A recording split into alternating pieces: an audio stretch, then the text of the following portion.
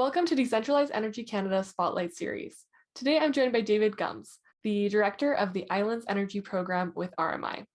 We'll be speaking about microgrids in the Caribbean. Hi David, how are you? Hi, I'm fine. Thank you, Rachel. I'm glad to be here. Yeah, happy to have you. So to start off broadly, what is RMI? What is the organization's mission? RMI is a nonprofit organization that was founded in 1982. Its mission is to transform global energy to a clean, secure, and zero carbon energy system that everyone can enjoy. In reality, what that means in the day-to-day terms is that we work with, particularly in my program, with islands in the Caribbean to help them transform their energy systems from primarily diesel to renewable energy. And we focus on the most practical pathways.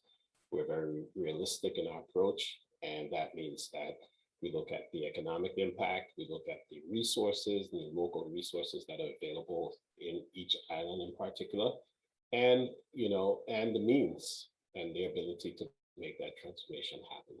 So it's a wide range of activities that we do. Each activity varies from island to island. Some islands are primarily on the planning side of things because they're very early in their transformation process, and others are looking to go zero emissions transportation by 2035, and 85% renewable energy by 2040. So there's a whole range of activities that are happening to support those, and the level of activity depends on the specific island. That's perfect that you guys tailor it to each island like that. Definitely. We find that a one-size-fits-all approach doesn't work in the Caribbean. Yeah, fair enough. So coming from the decentralized energy angle, so you do a lot of work in the Caribbean. Why do you think that microgrids are critical to rebuilding the Caribbean after natural disasters and that kind of thing? Yeah, the concept of microgrids is a personal one for me. I was born and raised in Anguilla, very small island in the Caribbean. And I grew up with challenges with a centralized electricity system. Well, first, I must say there were years where we didn't have electricity to my particular community. But when we did, it was so unreliable. Now, we've come a long way since the 1980s. I'm aging myself a bit. but what essentially that experience is sort of led me to want to do things better, and I find that microgrids is one of those solutions. It creates a much more reliable electricity system. But beyond that, specifically when we're talking about disasters, I was the CEO of the Anguilla Electricity Company when the island was hit by one of the most devastating hurricanes to hit the region, Hurricane Irma. This was in 2017. And as CEO, I was charged with the responsibility of leading a team to rebuild the island grid that was completely devastated. And it just forced us to think about things differently. Can it be done better? And, the same theory of build back better. We had a lot of debate and a lot of discussion. Consumers are, Anguillians wanted to know, why are we rebuilding? Why are we spending so much time and energy rebuilding the system the same way it was prior to the storm? Why don't we use that opportunity to build it a little differently? Now, the reality is, in those circumstances, you don't have a choice. You have to rebuild because that's the quickest and easiest way to do it at that point in time. But over the long run, it forced me to start thinking about how could we do it differently? How could we plan it differently? And how could we be prepared for the next event and use that opportunity to change direction and make the investments into microgrids? Because essentially put, microgrids allow us to have a whole range of flexibility when operating a grid. The concept of smart grid comes into play. And if you look at it in sort of the geography of an island, as small as Anguilla is, the hurricane affected one side of the island more than it did the other. Well, why not return electricity to the less damaged side much sooner through the use of localized microgrids and focus your resources in terms of reconstruction on the damage side. That way, the whole system recovers much faster. That's great. It's cool to see how you had these little stepping stones that kind of brought you to where you are. Yes, yeah, definitely, and that's why I say it's more of a personal journey Hmm. because that direct experience going through Hurricane Irma just forces you to think about things differently. And Hmm. I'm just fortunate to have had the opportunity to work directly on something that I felt so passionate about. Absolutely. But working with RMI now, have you noticed that there are different mechanisms that you can use that can ensure the rapid and low risk allocation of funds to microgrid projects in the Caribbean?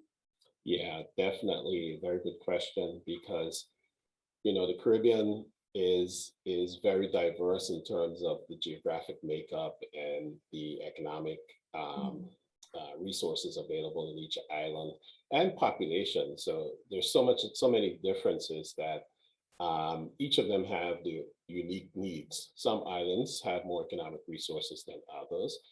Those are mostly the larger islands. And then there are those that don't have the sort of capacity, both from the technical capacity needed to do these very expensive and intricate studies that will help and plan that transition. And then you have others that just need an additional support to create that pathway. And what we try to do is basically meet them where they are in terms of their needs. And one of those needs is the ability to finance this transition. And it is an expensive transition, but it is less expensive than doing things the same way we're doing them today, and that is generating electricity on diesel. Mhm. So, but that transition must happen. So, in order to enable the transition, what we do is we come up or try to come with creative solutions. We try to partner where we can use grants and philanthropic funds to finance the de-risking aspects of a project. So we find that the reason why sort of the natural market in the finance market and in terms of availability of financing for the Caribbean, and also on the sort of operational side, um, the Caribbean islands don't have the scale necessary to drive down price. They Mhm. also um, oftentimes don't have the financial resources to do the very detailed and comprehensive studies that are needed to attract investment. So, in order for us to de risk a project, for example, in Anguilla, Anguilla is about 15 megawatts in terms of its peak capacity and generation capacity. That means that Anguilla is probably, in some cases, maybe 2 or 3 Walmart buildings in American terms, right? In terms of its load and capacity needs. Mhm. So we won't get the pricing that you would get in the US for a 100 megawatt solar farm when we're doing a 4 or 2 megawatt solar farm. So we work to basically be creative around that. We use things like aggregating projects where we pull together several projects to bring scale and drive down price. We found that that can lead to price reductions up to 50%. We also work with, I talk about the studies that are needed. We work to fund some of those studies, which can be very expensive, but we do it not on an individual project basis, we do it at a holistic level. That way, much of the same information can be used for future initiatives.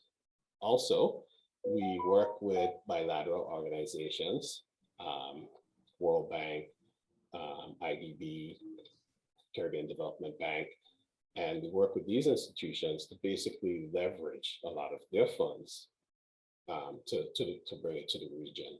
So, how do you see Canadian partners, like different companies or technology providers supporting the success of these initiatives?